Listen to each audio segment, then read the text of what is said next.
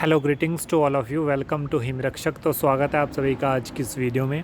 आज हम बात करेंगे आप एचपी पुलिस एग्ज़ाम के लिए स्मार्ट स्टडी कैसे कर सकते हो।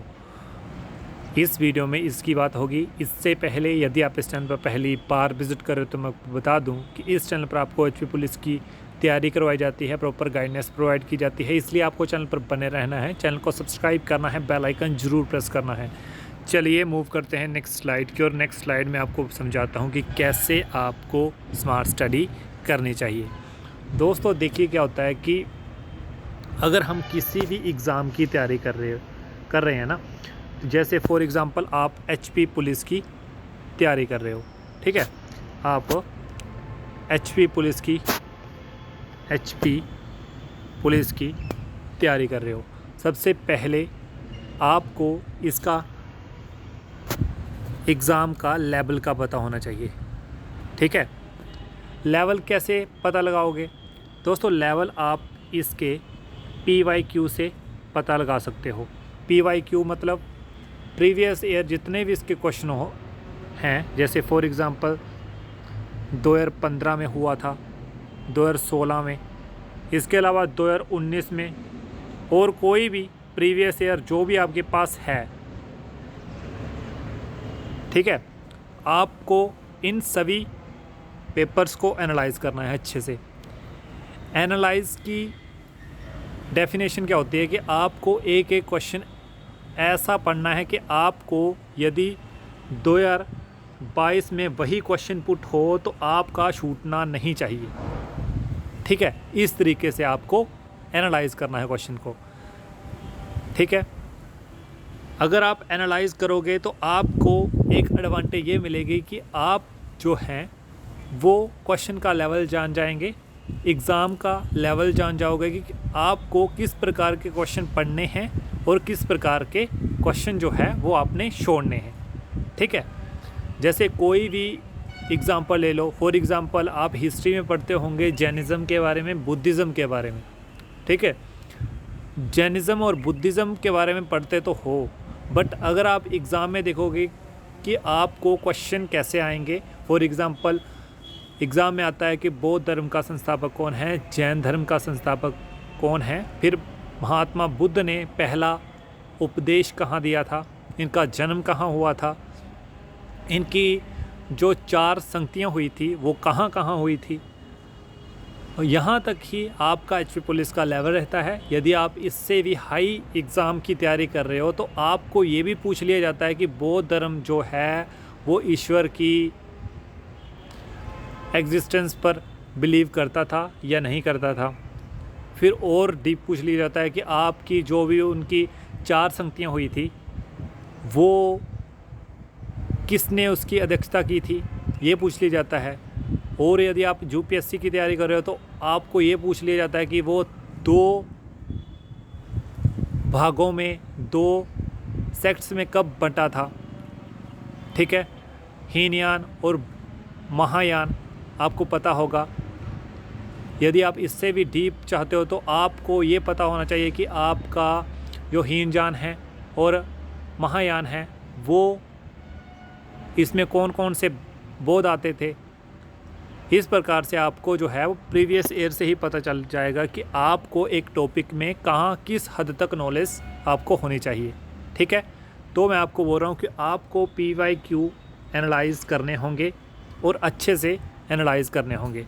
जब भी आप एनालाइज़ करो, जैसे फॉर एग्ज़ाम्पल आपने 2019 और 2019 का पहला और दूसरा पेपर उठाया, ठीक है।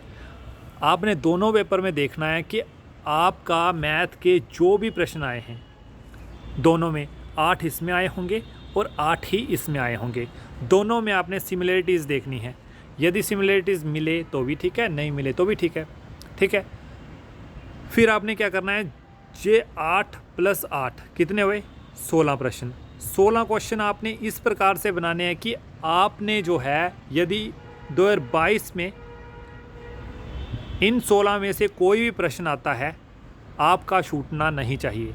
यदि आप ये ट्रिक अपनाओगे तो आपको पता चल जाएगा कि आपको क्या पढ़ना है और किस प्रकार के क्वेश्चन आपको छोड़ देने हैं। ठीक है। इसी प्रकार से 2015 का एनालाइज़ करो, 2016 का एनालाइज़ करो। स्मार्ट स्टडी यही होती है कि आपने चुनिंदा पढ़ना है और बिल्कुल आपने सेलेक्टिव स्टडी करनी है, ठीक है। एक होता है कि हार्ड वर्क, एक होता है स्मार्ट वर्क। स्मार्ट वर्क का यही डेफिनेशन है कि आपने बिल्कुल स्मार्टली स्टडी करनी है और बिल्कुल चुनिंदा पढ़ना है। जैसे हार्ड वर्क और स्मार्ट वर्क में अंतर, हार्ड वर्क फॉर एग्ज़ाम्पल आपने एक बुक भी पढ़ ली, दूसरी भी पढ़ ली, तीसरी भी पढ़ ली, चौथी भी पढ़ ली, पांचवी भी पढ़ ली, ये होता है हार्ड वर्क, ठीक है। अब स्मार्ट वर्क क्या होता है, बट ये 5 जो बुक्स हैं आपकी वो एक ही सब्जेक्ट की हैं। जैसे फॉर एग्ज़ाम्पल आपने इंग्लिश की बुक पढ़ रहे हो, आपने एक ही सब्जेक्ट की ओर ध्यान दिया और एक ही बुक पढ़ते रहे, एक ही सब्जेक्ट की 3-4 बुकें पढ़ते रहे, ठीक है। तो दूसरे सब्जेक्ट को टाइम नहीं दिया आपने, वो सब्जेक्ट उतना ही लूज़ हो जाएगा।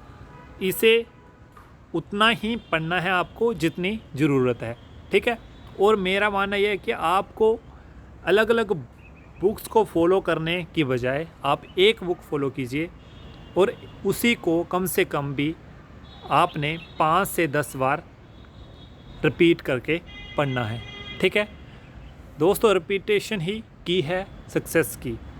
यदि आप किसी भी बुक को रिपीट और रिपीट पढ़ोगे तो आपको फैक्ट लर्न हो ही जाएंगे। फॉर एग्ज़ाम्पल यदि आप कोई भी जीके का टॉपिक रीड करते हो तो आपको रट्टा मारने की कोशिश बिल्कुल नहीं करनी है, रट्टा बिल्कुल नहीं मारना है, ठीक है। आपने समझने की कोशिश करनी है।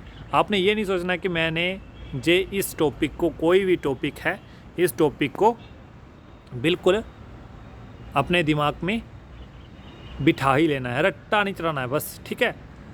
आपने फॉर एग्ज़ाम्पल साइंस का टॉपिक पढ़ रहे हो, ह्यूमन आई, ठीक है। इस टॉपिक को अगर आपने कैसे पढ़ना है, आपने एक बार स्टडी करनी है, रट्टे वाले नहीं, एक बार समझना है, ठीक है। एक बार समझ लिया, दूसरी बार आपने एक बार गो थ्रू करना है इसे कि मेरे को आता भी है या नहीं है। तीसरी बार पढ़ोगे, चौथी बार पढ़ोगे और 5वीं बार आप इस चीज़ के साथ एक आपकी हैबिट बन जाएगी कि आपको ये चीज़ें इस प्रकार से होंगी और आपको इस प्रकार से ही ये चीज़ें करनी हैं। उम्मीद करता हूँ आपको समझ में आ चुका होगा, ठीक है।